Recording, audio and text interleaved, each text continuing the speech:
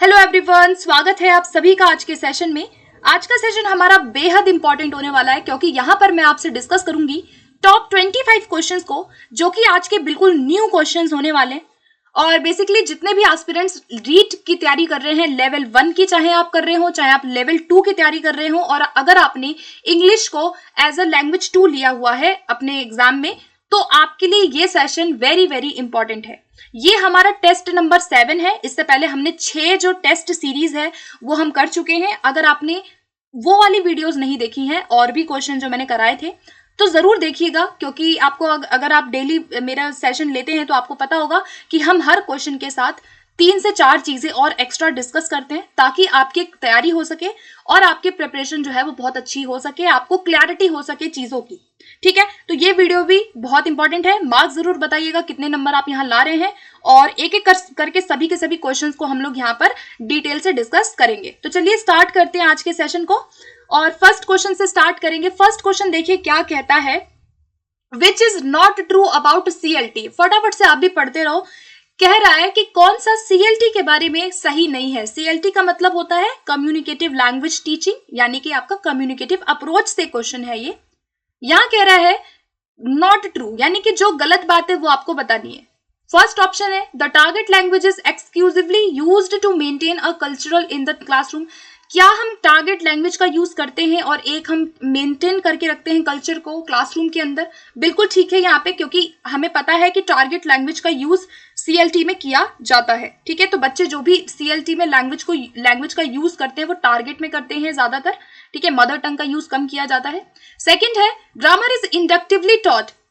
चलो ये बात ठीक है कि ग्रामर जो है वो इंडक्टिव तरीके से पढ़ाया जाता है, जहां पे लर्नर को एनकरेज किया जाता है to make their own generalization about grammar rules. तो ये भी बात ठीक है कि बच्चे खुद से ही ऑब्जर्व करके, ठीक है, ऑब्जर्व करके बच्चे खुद से ही रूल्स को क्या निकालते हैं, क्या करते हैं, जनरलाइज करते हैं। स्पेसिफिक टू जनरल होता है, बिल्कुल ठीक है। थर्ड वाली जो बात है वो हमें थोड़ी सी गलत लग रही है। देखो थर्ड वाले में क्या कहा जा रहा है कि the emphasis on the mastery of language forms.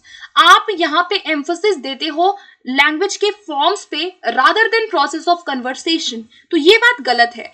आप यहाँ पे कन्वर्सेशन पे ज्यादा फोकस करते हो, मास्टरी ऑफ फॉर्म्स पे। फॉर्म्स का मतलब है कि जहां पर आपने वर्ड्स पे आप फोकस कर रहे हो, आप रूल्स पे फोकस कर रहे हो, आप इन चीजों पे फोकस कर रहे हो, आप स्ट्रक्चर पे फोकस कर रहे हो, वो आपका फॉर्म हो जाएगा। तो कभी भी CLT में हम फॉर्म पे फोकस बहुत ज्यादा नहीं करते हैं, हमारा फोकस कन्वर्सेशन पे, कम्युनिकेशन पे ज्यादा होता है। और डी वाला ऑप्शन क्या है कि accuracy, not only accuracy but also the fluency is evaluated by the teacher। तो बिल्कुल ठीक है कि हम यहाँ पे सिर्फ और सिर्फ एक्यूरेसी को ही नहीं, हम बच्चों की फ्लुएंसी को भी देखते हैं। Accuracy and fluency both are important. ठीक है, तो यहाँ पे C इसका करेक्ट आंसर होगा कि भाई C वाली जो बात है वो गलत है। ठीक है, चलिए अगला क्वेश्चन देखते हैं। क्वेश्चन नंबर 2 है dash is knowledge that enables a person to communicate functionally and इंटरैक्टिवली।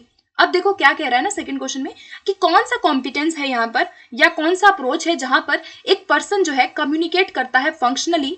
Functionally का मतलब होता है एक तरह से कार्यात्मक तरीके से, कार्यात्मक, या इसको हम एक तरह से यूज करना कह सकते हैं, या इंटरैक्टिव का मतलब है कि भाई आप कम्युनिकेट कर रहे हो। तो कौन सा कॉम्पिटेंस होगा? तो सीधी सी बात है, यहाँ पे हमारा राइट आंसर बनेगा कम्युनिकेटिव कॉम्पिटेंस। क्या बनेगा आंसर हमारा? राइट आंसर कम्युनिकेटिव कॉम्पिटेंस, क्योंकि यहाँ पे जो एक पर्सन है वो कम्युनिकेट कर रहा है।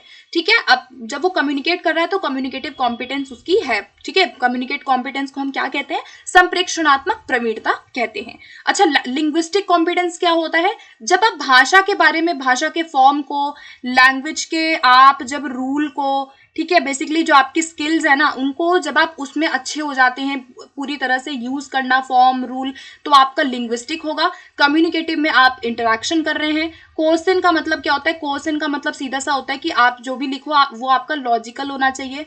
ठीक है, लॉजिकल होना चाहिए कोर्सिव का मतलब है। और कॉम्प्रीहेंशन का मतलब होता है समझ। ठीक है, जब हम कोई चीज समझते हैं तो वो हमारा कॉम्प्रीहेंशन होता है। ठीक है, तो correct answer will be option number B. अगला क्वेश्चन देखते हैं, नेक्स्ट क्वेश्चन पे चलते हैं। अगला प्रश्न है कि which one is the role of teacher in CLT। आपसे पूछा गया है कि CLT में एक टीचर का रोल क्या होता है। तो यहां पर करेक्ट आंसर बनेगा, एक टीचर जो है, अगर आपके एग्जाम में फैसिलिटेटर आता है, ठीक है, फैसिलिटेटर का रोल अगर पूछा जाएगा तो आपका आंसर फैसिलिटेटर होगा। यहाँ पे फैसिलिटेटर नहीं दिया हुआ है तो हमारा आंसर होगा गाइड। टीचर गाइड करता है बच्चों को, टीचर मोटिवेट करता है, मोटिवेटर का रोल उसका होता है एक तरह से वो स्कैप फोल्डिंग प्रोवाइड करता है, एक तरह से हेल्प या एक तरह से सपोर्ट देता है बच्चों की लर्निंग में, बच्चों की लर्निंग में लैंग्वेज जब वो यूज करते हैं तब। तो आंसर क्या होगा यहाँ पे? ऑप्शन सी होगा। अगला क्वेश्चन देखते हैं। 4 क्वेश्चन आता है an elegy is a poem about. अब ये क्वेश्चन आपका कहां से आया है? लिटरेरी टर्म्स से क्वेश्चन आया है। एलिजी जो है वो किसके बारे में कविता होती है? लव के बारे में, डेथ, हीरोइज्म के बारे में या सभी के बारे में होती है? करेक्ट आंसर क्या होगा हमारा कि एलिजी जो होता है, आपको पता है कि एलिजी एक ऐसी कविता होती है जो किसी की डेथ पे लिखी जाती है, तो यहाँ पे करेक्ट आंसर बनेगा डेथ। ठीक है, आप किसी की डेथ पे, मृत्यु पे जो आप शोक प्रकट करते हैं, एक शोक गीत इसको हम कह सकते हैं, उसे ही हम एलिजी कहते हैं। ठीक है, अगला क्वेश्चन देखते हैं। The tone of an elegy is. फिर से एलिजी से एक और क्वेश्चन है। टोन क्या होता है एलिजी के अंदर? टोन या फिर आप इसको थीम कह सकते हो।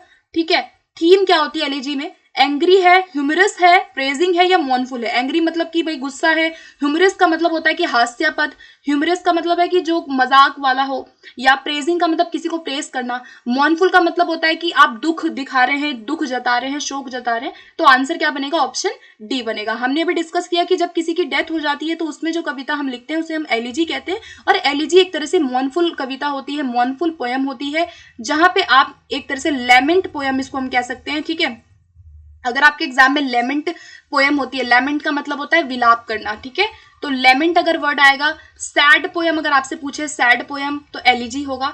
ठीक है, मॉर्नफुल पोयम एलिजी होगा, डेथ पे लिखी जाने वाली पोयम एलिजी होगा। ठीक है, चलिए अगला क्वेश्चन देखते हैं। वेरी वेरी इंपॉर्टेंट क्वेश्चन है नेक्स्ट वाला भी। नेक्स्ट वाला क्वेश्चन है कि इनमें से कौन सा एक सोनेट का टाइप नहीं है? Which of the following is not a type of sonnet? Sonnet के टाइप्स मैंने आपसे डिस्कस किए थे, मैंने इसकी एक वीडियो बनाई है, आई होप आपने वो वीडियो देखी होगी। वहां पर मैंने आपसे बहुत डिटेल में ये सोनेट और ये सब कुछ डिस्कस किया हुआ है। तो इसमें जो सोनेट का टाइप नहीं है वो आपको बताना है। तो करेक्ट आंसर क्या बनेगा? इसमें इंग्लिश सोनेट बनेगा, इटालियन बनेगा, ड्रैकोनियन बनेगा या पेट्रार्कन बनेगा? तो करेक्ट आंसर क्या होगा यहाँ पे? ऑप्शन नंबर सी होगा। बाकी के जो सोनेट के टाइप है ये हमने डिस्कस वीडियो में करा हुआ है। ठीक है, इंग्लिश सोनेट को हम क्या कहते हैं? एक तरह से शेक्सपियरन सोनेट कहते हैं। अगर आपसे जो है शेक्सपियर का नाम आएगा, शेक्सपियरन सोनेट क्या है, तो आपका इंग्लिश सोनेट हो जाएगा आंसर। ठीक है, इसकी हमने राइम स्कीम भी की थी। इटालियन सोनेट और आपका जो पेट्रार्कन सोनेट है, इसे हम ये सेम है दोनों। ठीक है, इटालियन सोनेट को ही हम पेट्रार्कन सोनेट भी कहते हैं। तो ये आपको सोनेट के टाइप्स याद रखने हैं। ठीक है, चलिए अगला क्वेश्चन देखते हैं। नेक्स्ट आता है what is the characteristics of sonnet. अब आपको यहाँ सोनेट की कैरेक्टरिस्टिक्स को फाइंड आउट करना, इनमें से कौन सी होगी। फर्स्ट है it is in iambic pentameter, second it has rhymes, third it has an Octave and sestet, या ऑल ऑफ द अबव। तो यहाँ पे correct answer will be option number D. ये चारों की चारों बातें जो हैं सोनेट के बारे में वो बिल्कुल सही है। अब क्या क्या है ये इनको थोड़ा समझते हैं हम लोग। सोनेट जो होती है आपको पता है कितनी लाइन की पोयम होती है? अगर आपसे पूछेगा तो ये 14 लाइन की पोयम होती है, 14 लाइनें इसमें होती हैं। ठीक है, पहली बात याद रखना है। और इसमें आयम्बिक पेंटामीटर में क्या की जाती है? ये लिखी जाती हैं। किस में लिखी जाती हैं? आयम्बिक पेंटामीटर में लिखी जाती हैं। इसका मतलब क्या है कि भाई इसमें राइम्स होते हैं। राइम का मतलब है, राइम का मतलब जैसे कि A B C D E F G G. जब जो आपकी पोयम की लास्ट वाली लाइनें होती है ना, उसकी जो राइम होती है वो इस तरह की कुछ होती है। ये कौन सी राइम है? ये आपकी इंग्लिश वाली राइम है। इंग्लिश सोनेट की राइम मैंने यहाँ पे लिखा है। ठीक है, और इसमें ऑक्टेव एंड सेस्टेट होता है। ऑक्टेव में कितनी लाइनें होती हैं याद रखना।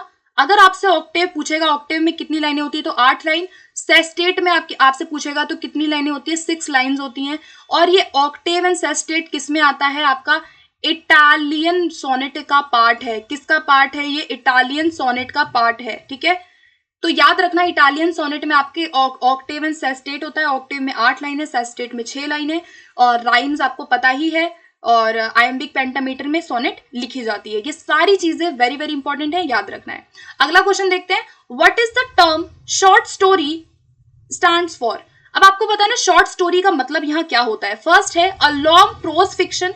क्या ये लॉन्ग फिक्शन होती है? फिक्शन का मतलब होता है कि जो कल्पनात्मक हो। ठीक है, फिक्शन का मतलब क्या है? कल्पनात्मक। और प्रोज का मतलब क्या होता है? गद्य। हिंदी में गद्य कहते हैं। गद्य मतलब पता है ना, जो कहानी वानी हम लिखते हैं, पत्र, कहानी, सारी चीजें, निबंध वगैरह, वो सब गद्य का पार्ट है। तो यहाँ पे क्या शॉर्ट स्टोरी लॉन्ग होती है? तो लॉन्ग नहीं होती है, ठीक है, तभी तो इसका नाम शॉर्ट पड़ा है, तो लॉन्ग तो होगा नहीं, तो फर्स्ट वाला नहीं होगा। सेकंड है a story of figurative language. क्या इसमें फिगरेटिव लैंग्वेज होती है? फिगरेटिव लैंग्वेज का मतलब है कि क्या इसमें हम सिमिली का यूज करते हैं, क्या इसमें हम मेटाफर का यूज करते हैं, फिगर ऑफ स्पीच का यूज करते हैं? नहीं करते, क्योंकि फिगरेटिव लैंग्वेज ज्यादातर पोएम्स में होती है, ठीक है। अगला है a story of many characters. क्या इसमें मैनी बहुत सारे कैरेक्टर्स होते हैं? तो नहीं होते। शॉर्ट स्टोरी में कैरेक्टर्स भी कम होते हैं और शॉर्ट स्टोरी का जो एक टाइम है या जो एक लेंथ होती है वो भी कम होती है। तो यहाँ पर करेक्ट आंसर बनेगा option D, a short pros fiction. क्या है ये? शॉर्ट है, प्रोज फिक्शन होती है। फिक्शन का मतलब बता ही दिया, ऐसी कहानियां जो इमेजिनेटिव हो, ठीक है, कल्पनात्मक हो, ठीक है। अगला देखते हैं, नेक्स्ट क्वेश्चन हमारा आता है। नेक्स्ट है a collection of procedure used to collect information about students learning progress is called. अब इस प्रश्न में आपसे ये पूछा गया है कि एक ऐसा आपको बताना है क्या चीज है जहां पर एक टीचर जो है स्टूडेंट के बारे में इंफॉर्मेशन को कलेक्ट करता है। तो इस प्रोसेस को हम कहते हैं असेसमेंट। असेसमेंट क्या है? एक ऐसा हमारा एक प्रोसेस है जहां पे हम बच्चों के बारे में जो इंफॉर्मेशन है उसको कलेक्ट करते हैं, और असेसमेंट के बाद जो भी आपने बच्चों के बारे में इंफॉर्मेशन को कलेक्ट किया उसके बाद हम क्या करते हैं? इवैल्यूएशन करते हैं, ठीक है। और मेजरमेंट का यूज हम कहाँ करते हैं? जब हम इंफॉर्मेशन को कलेक्ट करते हैं तो मेजरमेंट का यूज भी कर लेते हैं, है ना, मार्क्स का यूज, ग्रेड का यूज। तो यहाँ पर आंसर क्या बनेगा हमारा? असेसमेंट बनेगा। असेसमेंट क्या करता है? बच्चों के बारे में जो इंफॉर्मेशन है उसको कलेक्ट करने का काम करता है, गाइड बच्चों की प्रोग्रेस को जानने में, उसको दूर करने में, गलतियों को दूर करने में असेसमेंट इंपॉर्टेंट होता है, ठीक है। अगला क्वेश्चन देखते हैं। Evaluation is a process of. अब आपको पता ना इवैल्यूएशन जो है वो कैसा प्रोसेस है। फर्स्ट है assigning number of given trait, second making value judgement of students learning, value judgement of institutions, programme और project, value judgement of the teachers performance. तो इवैल्यूएशन का काम होता है कि जो भी मूल्यांकन हम किसका करते हैं भाई? बच्चे के बारे में वैल्यू जजमेंट को बताना, उसकी लर्निंग कितनी हुई, तो वो इवैल्यूएशन होता है। बच्चे की कितनी अचीवमेंट आई, ठीक है, अचीवमेंट आप इवैल्यूएशन बताता है। जज कर देता है इवैल्यूएशन, कितने मार्क्स आए, कितने ग्रेड आए, उसका कितना रैंक आया क्लास के अंदर, ये सब हमारे इवैल्यूएशन में आता है। आप एक वैल्यू बता देते हो कि हाँ फर्स्ट आया, सेकंड आया, आपने वैल्यू बता दी, ठीक है। तो ये क्या है हमारा? बी आंसर करेक्ट होगा। इवैल्यूएशन में हम बच्चे का इवैल्यूएट करते हैं, सबसे इंपॉर्टेंट यहाँ पे स्टूडेंट होता है, ठीक है, उसके बाद बाकी चीजें इवैल्यूएशन में आती हैं। अगला देखते हैं, what is a remedial teaching. अब आपको बताना रेमेडियल टीचिंग क्या होती है। फर्स्ट है a programme for special education students, a programme provided for gifted students. तो सिर्फ गिफ्टेड स्टूडेंट्स के लिए नहीं होता, ना ही केवल स्पेशल एजुकेशन के लिए होता है, यहाँ पर उनके लिए होती है रेमेडियल टीचिंग जो बच्चे पिछड़े हुए हैं या जो बच्चे अपने क्लास में, सब्जेक्ट में कहीं ना कहीं दूसरे बच्चों से पिछड़ गए हैं और जिनको जो है सहायता की आवश्यकता होती है, ठीक है, एक अतिरिक्त सहायता की जिनको जरूरत है, उनके लिए हम रेमेडियल टीचिंग करते हैं। जिनकी लर्निंग में क्या आ रहा हो, जिनकी लर्निंग में कोई ना कोई गैप आ रहा हो या जो अपने साथियों से पिछड़ गए हो क्लास में, तो उनके लिए हम रेमेडी प्रोवाइड करते हैं। तो option C is correct answer. अगला देखते हैं, which of the following is an example of specific learning disability. Very very important question है। यहाँ पे कह रहा है कि कौन सा इसमें से एक स्पेसिफिक लर्निंग डिसेबिलिटी का टाइप है, ठीक है। मेंटल रिटार्डेशन है, डिसलेक्सिया है, एडीएचडी है या ऑटिस्टिक स्पेक्ट्रम डिसऑर्डर है।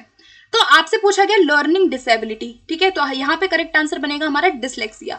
डिसलेक्सिया जो है बेसिकली आपकी न्यूरोलॉजिकल है, ठीक है। अगर आपसे पूछेगा न्यूरोलॉजिकल तरीके की समस्या होती है आपकी डिसलेक्सिया, जो कि हमारी लर्निंग से रिलेटेड होती है, जहां पे बच्चे को रीडिंग में प्रॉब्लम है, वो आपकी डिसलेक्सिया होती है। अच्छा, मेंटल रिटार्डेशन क्या होता है? मेंटल रिटार्डेशन का मतलब है कि मंद बुद्धि हो जाना, जब बुद्धि जो है वो 70 से नीचे वाले जितने भी बच्चे होते हैं उनको मेंटल रिटार्डेशन के अंदर शामिल कर दिया जाता है। एडीएचडी क्या है? आपका attention deficit hyper active disorder, ठीक है, या आपका अटेंशन या मूड संबंधी चीजों से रिलेटेड है। और ऑटिस्टिक अगर आपसे पूछेगा, ऑटिस्टिक क्या होती है? हमारी स्वलीनता इसको हम कहते हैं। यहाँ पे ये आपका डेवलपमेंटल डिसऑर्डर होता है, ठीक है। क्या होता है? डेवलपमेंटल डिसऑर्डर होता है आपका क्या? ऑटिस्टिक या ऑटिज्म, ठीक है, याद रखना है। और ऑटिस्टिक में बेसिकली बच्चे का जो सोशल है, जो सोशल एक तरह का उसका जो रिलेशंस है, सोशल जो डेवलपमेंट है वो प्रभावित होता है ऑटिज्म में, ठीक है। चलिए अगला क्वेश्चन देखते हैं। तो करेक्ट आंसर क्या था हमारा यहाँ पे इसका लर्निंग डिसेबिलिटी में? डिसलेक्सिया। अगला देखते हैं, नेक्स्ट क्वेश्चन है विच ऑफ द फॉलोइंग में अकर इन एक्सप्रेसिव लैंग्वेज डिसऑर्डर। अब आपको बताना है यहाँ पर कि भाई एक्सप्रेसिव लैंग्वेज डिसऑर्डर में क्या चीजें होती हैं। एक्सप्रेसिव लैंग्वेज डिसऑर्डर, मैंने एक्चुअली लैंग्वेज डिसऑर्डर का एक सेशन लिया था जिसमें मैंने आपसे 2 टाइप के लैंग्वेज डिसऑर्डर, ठीक है, 2 टाइप के लैंग्वेज डिसऑर्डर जो है वो डिस्कस किया था, जिसमें से एक्सप्रेसिव के बारे में आपको बताना है। तो यहाँ पर करेक्ट आंसर क्या बनेगा? एक्सप्रेसिव का मतलब है कि जहां पर आपको बोलने में प्रॉब्लम हो रही है, कम्युनिकेट करने में दूसरों से, अपनी बात को एक्सप्रेस आप नहीं कर पा रहे हैं, आपको सही वर्ड नहीं मिल पाता कि आपको जो बोलना है आप उसके लिए राइट वर्ड का चुनाव नहीं कर पाते, आपको नए वर्ड को समझने में सीखने में भी कठिनाई होती है जब आप लिख रहे होते हैं ना, या जब हम बोल रहे होते हैं। तो एक्सप्रेसिव में आपका रिटन एंड स्पीकिंग मेन आता है, तो हमारा all of the above answer होगा। ठीक है, मतलब आप लिख रहे हैं तो आपको शब्द समझ नहीं आ रहे, आप बोल रहे हैं तो आपको स्पीच में प्रॉब्लम हो रही है, या आपको कोई वर्ड ही नहीं पता चल रहा, आपको वर्ड नहीं आ रहे समझ में कि आपको कैसे बोलना है, क्या वर्ड आना चाहिए, तो वो आपका क्या है, एक्सप्रेसिव लैंग्वेज डिसऑर्डर का पार्ट होता है। तो ऑल ऑफ दी अबव यहाँ पे करेक्ट आंसर हमारा होगा। ठीक है, अगला देखते हैं। Diphthongs are produced by the combination of dash sounds. अब आपसे पूछा गया कि डिप्थॉन्ग्स जो है वो कितने साउंड्स का कॉम्बिनेशन होता है। ठीक है, 1 वॉवल है, मैनी वॉवल्स हैं, 2 वॉवल्स हैं या 3 वॉवल्स हैं। तो डिप्थॉन्ग्स जो होता है उसमें हमारे 2 वॉवल्स होते हैं। ठीक है, याद रखना, अगर आपसे 1 वॉवल पूछेगा तो आपका ये क्या होता है, मोनोफ्थॉन्ग्स होता है। ठीक है, क्या होता है, मोनोफ्थॉन्ग्स होता है, 1 वॉवल साउंड जहां पे एक ही वॉवल आपका होता है। 2 वॉवल्स में आपका ग्लाइड वॉवल्स इनको कहते हैं, और इसको हम डिप्थॉन्ग भी कहते हैं, जहां पे आपके 2 ध्वनियां हो, जैसे ए ई है जो मिलके एक आपका साउंड बना रही हो, तो ये डिप्थॉन्ग होता है। ठीक है, डिप्थॉन्ग की संख्या पूछ लेगा तो 8 बताना है, मोनोफ्थॉन्ग्स की संख्या पूछेगा तो 12 बताना है।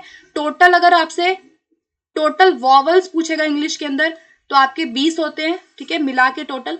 और अगर आपसे आपका टोटल साउंड्स पूछेगा इंग्लिश में तो आपके 44 होते हैं। ठीक है, और कॉन्सोनेंट्स अगर पूछेगा तो क्या बताओगे, 25। ठीक है, आपके 24 कॉन्सोनेंट्स होते हैं। ठीक है, 24 और 20 मिलके 44 टोटल बनते हैं। चलिए अगला क्वेश्चन देखते हैं। नेक्स्ट क्वेश्चन है which of the following refers to the sound feature of a language. अब आपको बताना है कि यहाँ पर जो लैंग्वेज है उसके अंदर साउंड फीचर में क्या आएगा, मोर्फीम आएगा, फोनेटिक आएगा, सिंटेक्स आएगा या सेमेंटिक्स आएगा। तो यहाँ पर correct answer will be option B.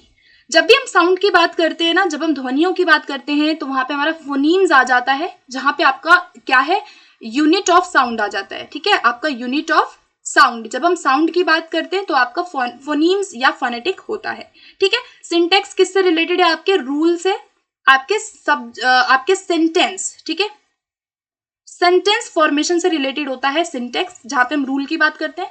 Semantics आपके मीनिंग से संबंधित होता है, अर्थ की स्टडी, किसी भी वर्ड का मीनिंग जब आप देखते हो वो आपका सिमेंटिक्स है। मोर्फीम जब आपसे पूछेगा तो फॉर्म की बात करते हैं वर्ड के, वो एक वर्ड कैसे बना है वो मोर्फीम होता है। ठीक है, चलिए अगला क्वेश्चन देखते हैं। Which of the following has I sound. अब ये वाला साउंड आपको बताना है, ये साउंड जो है, ये वाला जो साउंड होता है हमारा, जो ये पॉइंट होता है, इसमें कौन से वर्ड में ये वाला साउंड होगा। ठीक है, कार में होगा, सीट में होगा, फिट में होगा या बुक्स में होगा। Car, seat, fit, books. तो ये वाला जो साउंड है ये क्या होगा आपकी, जिसमें आपकी कौन सी मात्रा आ रही हो, बड़ी की मात्रा आ रही हो। ठीक है, क्योंकि ये आई छोटा वाला है तो आपकी बड़ी की मात्रा आएगी। तो यहाँ पर कौन सा वर्ड है, यहाँ पे हमारा बी होगा। ठीक है, सीट। अब जब हम सीट बोलते हैं तो इसमें बड़ी की मात्रा हमको दिख रही है, और अगर आपसे मैं ये वाला पूछूं सी वाला फिट में, तो इसमें हमारा ये वाला आई होता है। अगर आपसे ये सिर्फ ये वाला आई पूछेगा तो आपका क्या आंसर होगा, फिट होगा। ठीक है, तो आंसर इसका क्या बना, हमारा ऑप्शन बी बना। चलिए अगला क्वेश्चन देखते हैं। नेक्स्ट क्वेश्चन आता है code switching in multilingualism refers to. Very very important question है। कोड स्विचिंग क्या होता है, शायद आपने सुना हो, मैंने इसका सेशन लिया था, वहां पे मैंने डिस्कस किया था। कोड स्विचिंग मल्टीलिंग्विज्म में क्या होता है, ये क्या होती है ना, मल्टीलिंग्विज्म की एक टेक्निक होती है। क्या होती है मल्टीलिंग्विज्म की, एक टेक्निक होती है जहां पे टीचर यूज करता है क्लास में। तो इसका मतलब आपको बताना है, तो सीधा मैं आंसर पे आऊंगी। ठीक है, आंसर इसका बनेगा, कोड स्विचिंग क्या होता है, जब आप कन्वर्सेशन कर रहे होते हो किसी से, बातचीत के दौरान जब हम दो लैंग्वेज में अल्टरनेट करते हैं, यानी कि आपने क्या किया, दो भाषाओं में आप भाषाओं को वहां पे चेंज कर रहे हो। जैसे बातचीत के दौरान आपने किसी दूसरी लैंग्वेज की कोई दूसरी भाषा का यूज कर लिया, इसी तरह से सामने वाले ने कोई दूसरी भाषा का यूज कर लिया, तो वो आपका कोड स्विचिंग हो सकता है, जिससे कि मल्टीलिंग्विज्म को क्या मिलेगा, बढ़ावा मिलता है। क्योंकि इसमें क्या होता है कि अनेक भाषाएं या फिर दो भाषाएं या दो से ज्यादा भाषाएं हम यूज कर लेते हैं। तो correct answer will be option number A, alternating between two और more languages in a conversation, यानी कि किसी एक बातचीत में आप जब अल्टरनेट कर देते हो दो से ज्यादा भाषाओं को, यानी कि कन्वर्सेशन हो रहा है यहाँ पे दो व्यक्तियों के बीच में, अब ये एक भाषा में बोल रहा है, ये एक भाषा में बोल रहा है, तो ये क्या है, कोड स्विचिंग है। तो कोड स्विचिंग क्या है, मल्टीलिंग्विज्म की एक टेक्निक होती है। ठीक है, तो answer will be option A. अगला देखते हैं। नेक्स्ट क्वेश्चन है, Kavya speaks French and English fluently so she is. अब एक लड़की है वो फ्रेंच और इंग्लिश बहुत फ्लुएंटली बोल लेती है, तो इसको हम क्या कहेंगे, मोनोलिंगुअल है, बाइलिंगुअल है, मल्टीलिंगुअल है या ट्राइलिंगुअल है। तो अगर वो जो लड़की है वो फ्रेंच बोलती है और इंग्लिश भी बोलती है, यानी कि वो बाइलिंगुअल है, उसको दो भाषाएं बहुत अच्छे से आती हैं। मोनोलिंगुअल वो होता है जिसको एक भाषा आती हो, मल्टीलिंगुअल वो है जिसको दो से अधिक भाषाएं, मोर देन 2 लैंग्वेजेस पे जिसकी पकड़ हो, वो मल्टीलिंगुअल होता है। ठीक है, ट्राइलिंगुअल मतलब आपकी 3। तो यहाँ पे करेक्ट आंसर क्या होगा, ऑप्शन बी, बाइलिंगुअल। अगला है, the integral approach of language testing involves testing of.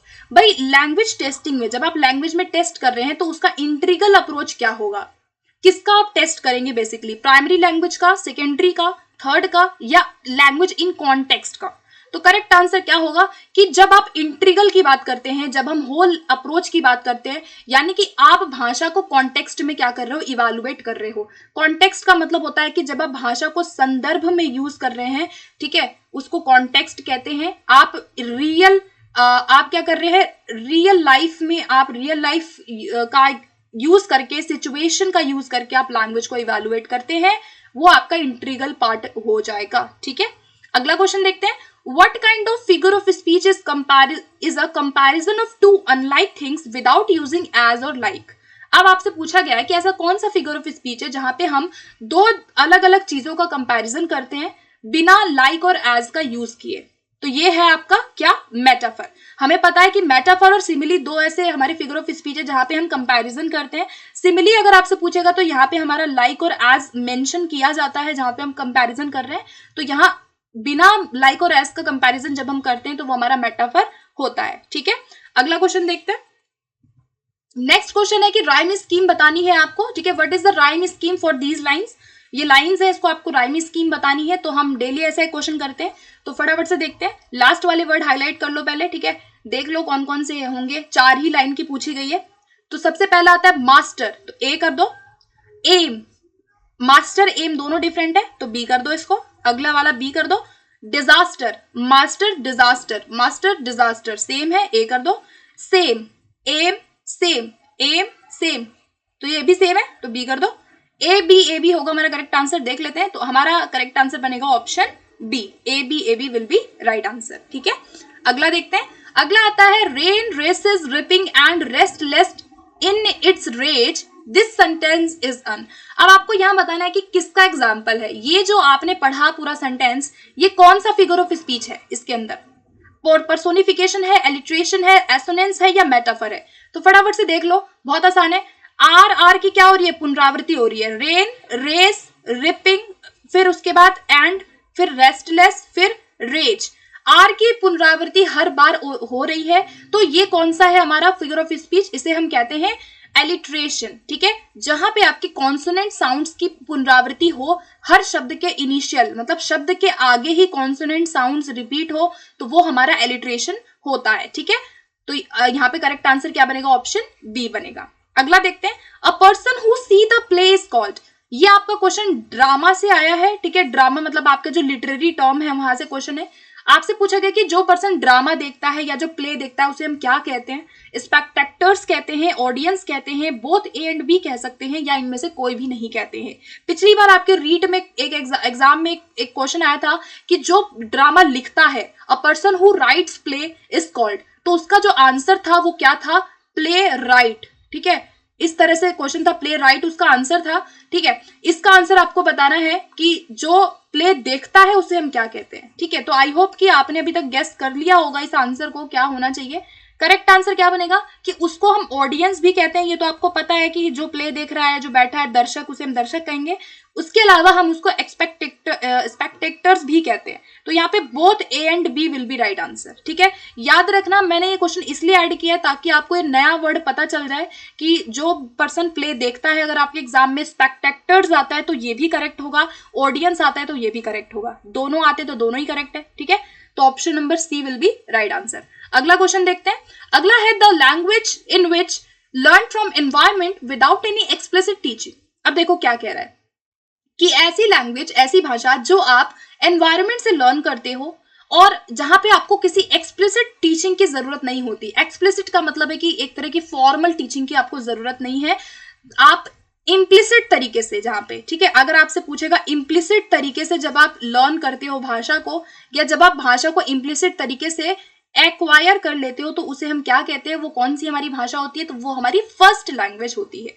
ठीक है, अब देखो इसके बारे में दो चार बातें याद रखना। फर्स्ट लैंग्वेज वो लैंग्वेज है जहां पे हम इनफॉर्मल तरीके से, ठीक है, इनफॉर्मल तरीके से, इम्प्लिसिट तरीके से लैंग्वेज को वो क्या करते हैं, एक्वायर करते हैं, नेचुरल तरीके से करते हैं, नेचुरल कम्युनिटी में करते हैं, हम अपने घर में करते हैं। इसे होम लैंग्वेज कहा जाता है। किसने कहा होम लैंग्वेज? एनसीएफ कहता है, एनसीएफ ने इसको नाम दिया होम लैंग्वेज। ठीक है, घर की भाषा। इसे हम रीजनल लैंग्वेज भी कह सकते हैं, क्योंकि आपकी जो रीजनल लैंग्वेज है वो भी आपकी इसमें आ जाएगी। तो ये फर्स्ट लैंग्वेज हमारा करेक्ट आंसर होगा। ठीक है, जहां पे हम लैंग्वेज को एक्वायर करते हैं।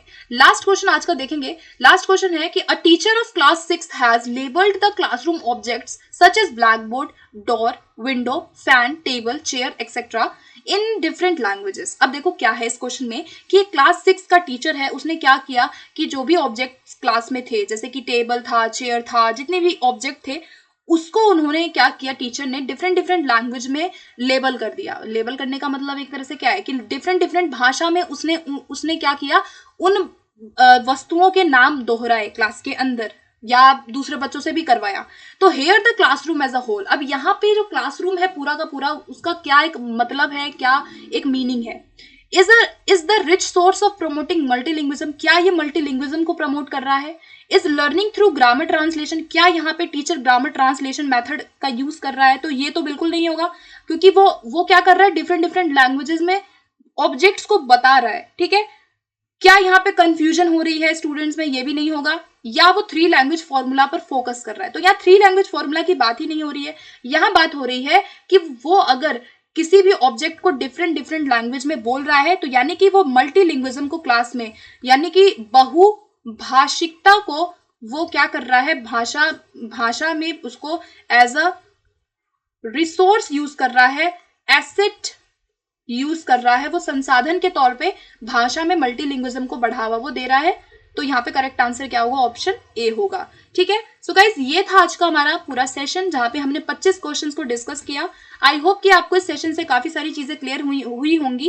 एंड अगर आपको सेशन अच्छा लगता है तो आप प्लीज इस सेशन को ज्यादा से ज्यादा शेयर कीजिएगा, लाइक कीजिएगा। एंड पहली बार अगर चैनल पर आप आए हैं तो सब्सक्राइब करना बिल्कुल भी ना भूलें। इसी तरह की वीडियोज में और लाती रहूंगी। चैनल पे आपको बहुत सारी वीडियोज मिल जाएंगी इंग्लिश के लिए, तो जरूर उनको भी देखिएगा और अपने मार्क्स जरूर बताइएगा। सेशन कैसा लगा आपको? ऐसी ही वीडियोस और चाहिए तो बताइएगा। तो फिर मैं अगली वीडियो में मिलती हूँ आप लोगों से। Okay, thank you so much guys, thanks for watching.